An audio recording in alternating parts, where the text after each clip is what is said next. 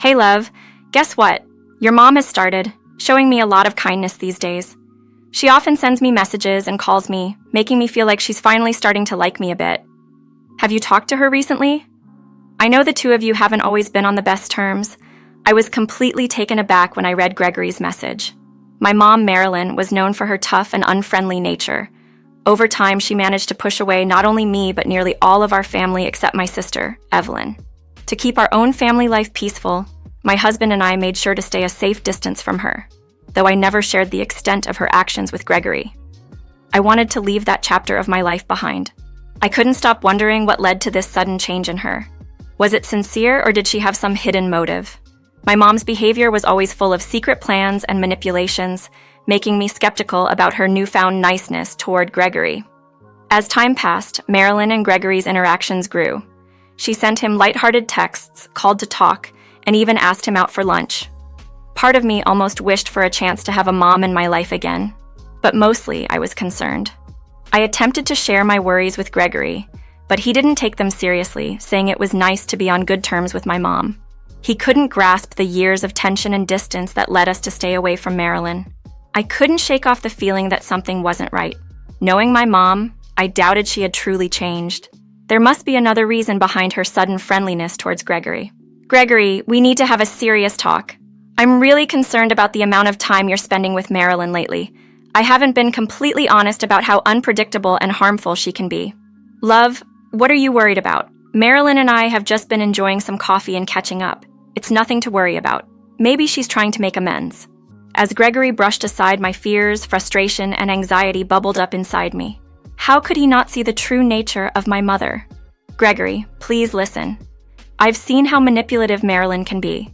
She has a knack for twisting situations and creating trouble. I'm genuinely worried about her intentions. I don't think we should trust her. Despite my earnest request, Gregory remained convinced that Marilyn had indeed turned a new leaf, unaware of her true character. A heavy sense of dread weighed down on me, signaling a possible rift in our bond, one that we might not successfully bridge.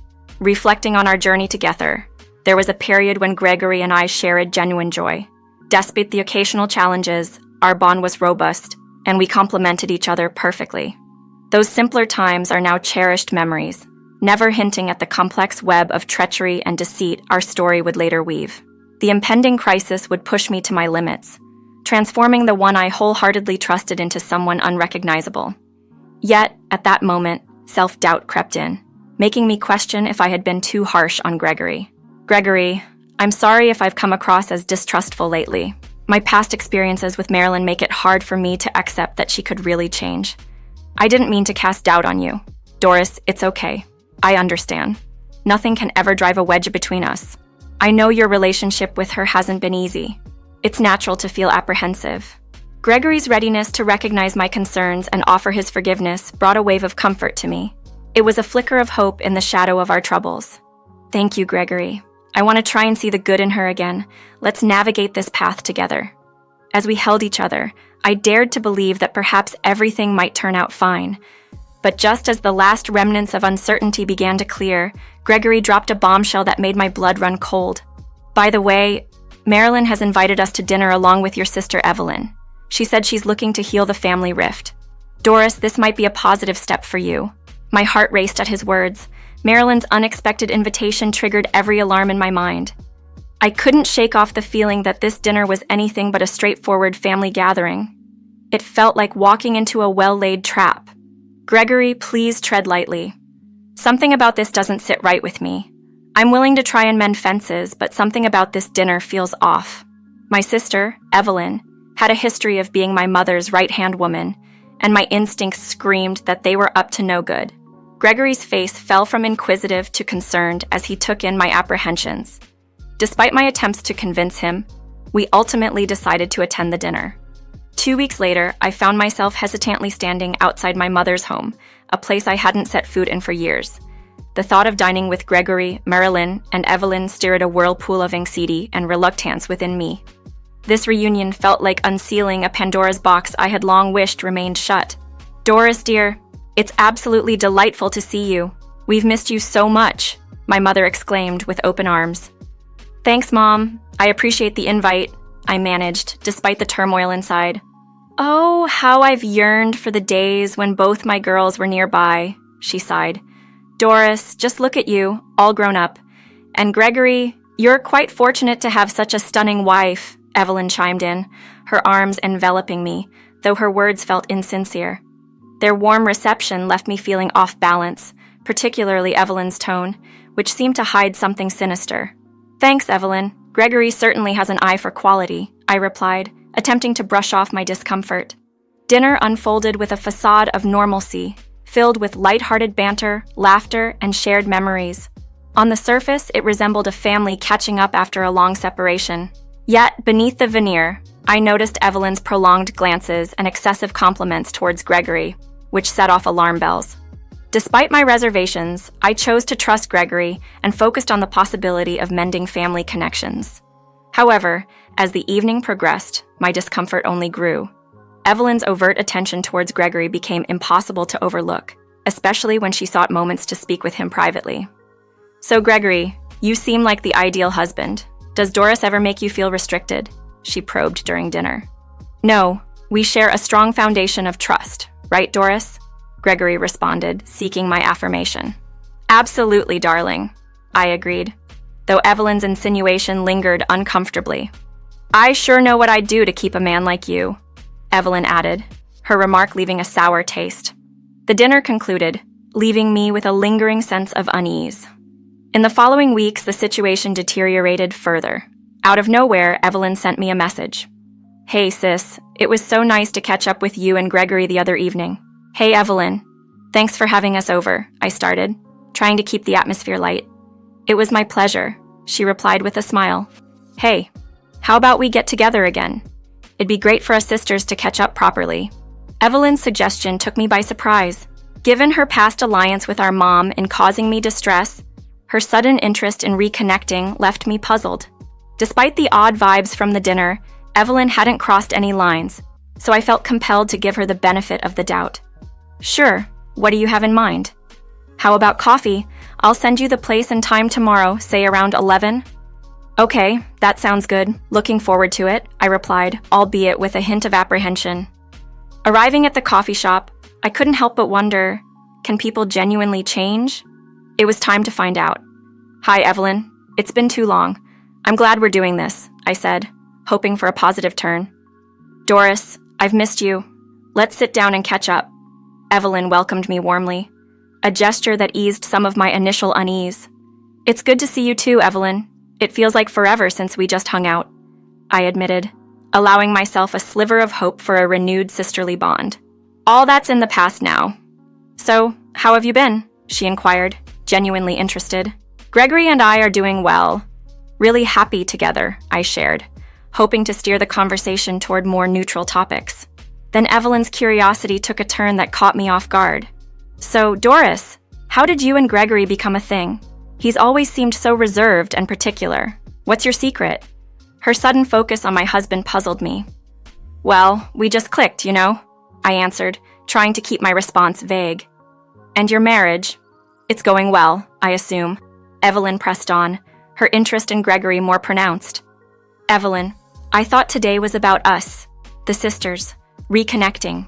Why all the questions about Gregory?" I asked, trying to understand her motives. Evelyn's gaze faltered, and I could sense a shift in her attitude. Her repeated probing about Gregory set off alarm bells in my mind. Was there a hidden reason for her interest? "Just curious, that's all. I've been unlucky in love recently and thought maybe you could share some advice. Gregory seems really into you," she finally said, attempting to brush off her earlier intensity. Her explanation did little to quell my suspicions.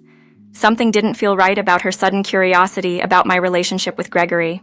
"Evelyn, wanting a man's heart isn't about employing tactics or manipulation. It's rooted in creating a genuine bond, filled with trust and understanding. However, I'm curious, why the sudden interest in finding someone like Gregory?" I questioned, noting her unease and the way she toyed with her coffee cup, her gaze averted. It felt like old family issues were surfacing again. Could my mother be involved in this too? "Well, Marilyn has been on my case to settle down, comparing me to you, and I suppose I'm seeking some direction. You're like the standard she holds me up to."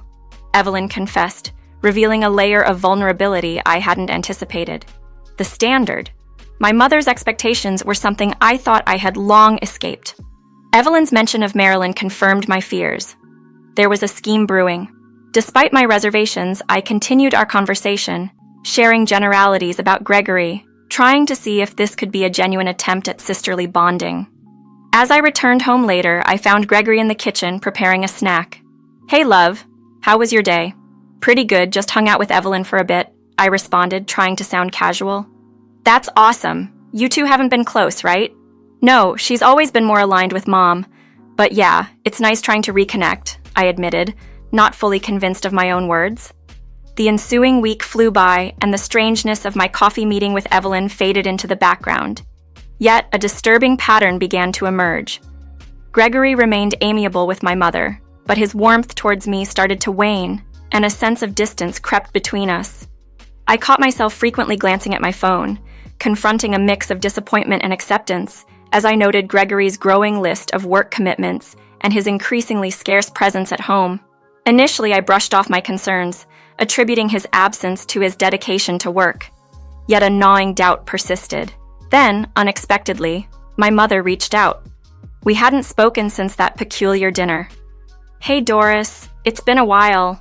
How have you been?"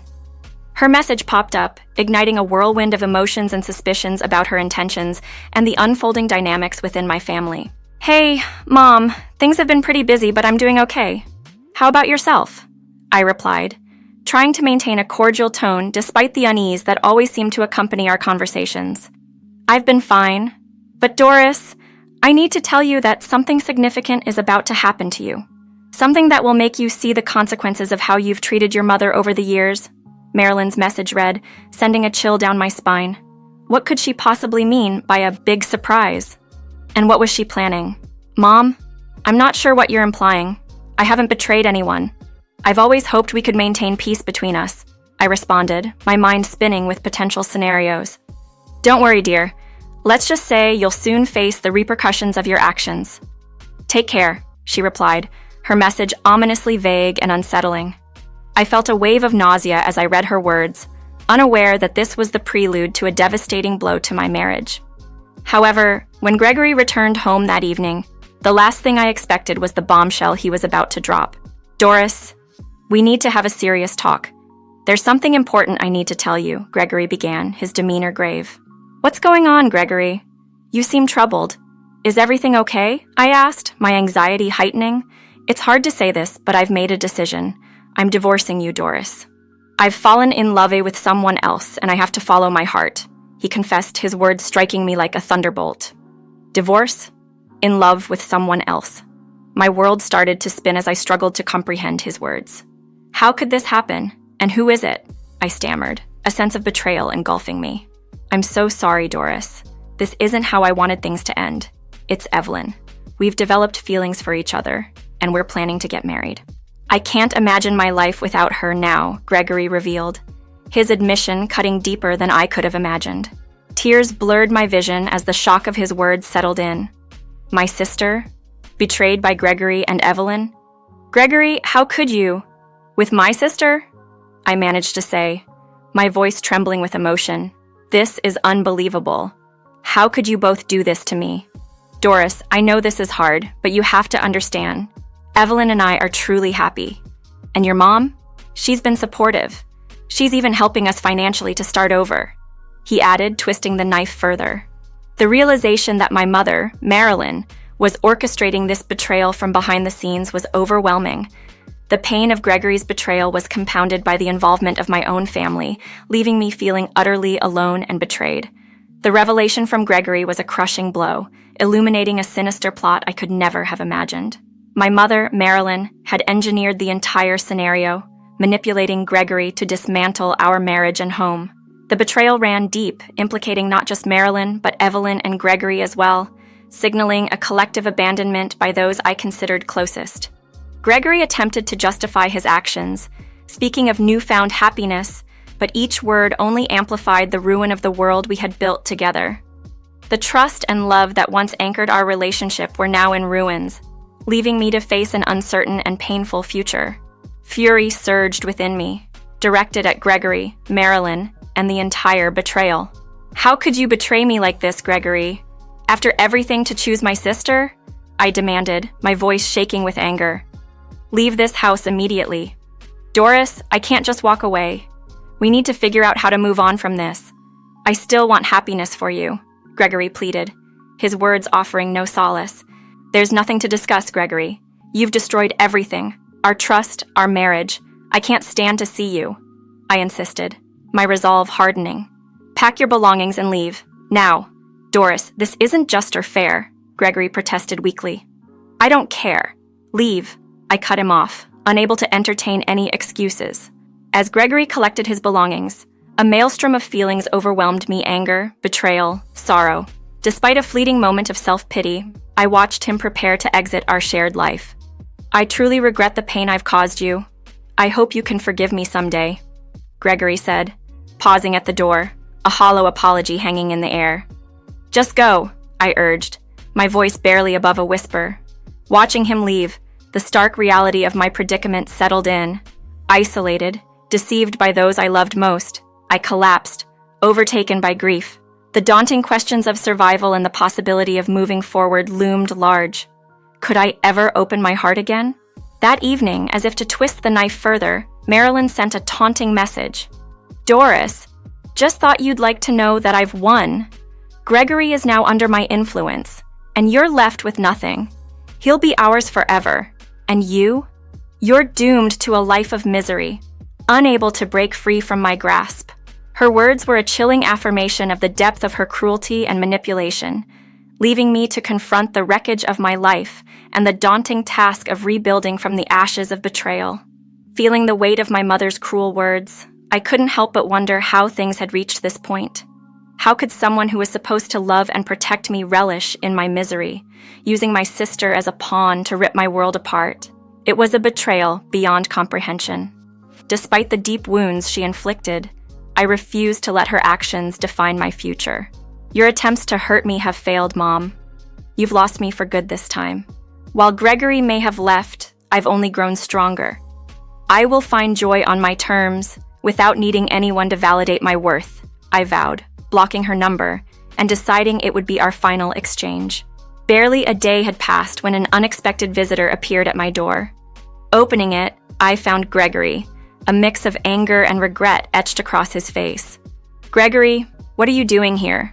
I thought we had closed this chapter. If there's something to discuss, it should be through lawyers, I said, firm yet bewildered by his presence. Don't act like you didn't know about your mom's antics, Doris. Why didn't you warn me? Gregory's frustration was palpable, hinting at turmoil I hadn't anticipated. Warn you? What's happening? I asked, genuinely unaware of the current drama. Evelyn's after my money, and your mom. She's relentless. They've made my life unbearable, he confessed, the situation clearly taking a toll on him. I did try to tell you, Gregory. You know how manipulative they can be, but you chose not to listen. I reminded him gently, a sad realization dawning on me. Regret flashed across Gregory's face as he recounted the empty promises and manipulations he'd fallen for. I thought I was protecting you by not dragging you back into their chaos. I guess I was wrong, I sighed, feeling a mixture of vindication and sorrow.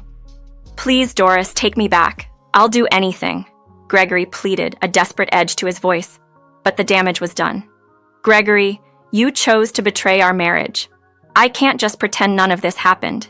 It's best we part ways, I responded, my heart heavy yet resolute. Despite Gregory's attempts to argue, plead, and even bargain for forgiveness, I stood firm. Our divorce proceeded amicably, and I cut ties with my mother, marking a new beginning for myself. It was a harsh lesson in self-respect and standing up against those who sought to undermine me. In the aftermath, I embraced a fresh start. I embarked on a new career, relocated to a different country, and found love once again. Now, as I prepare to marry, I look forward to this new chapter in my life with open arms and a heart full of hope, more content and fulfilled than I've ever been before.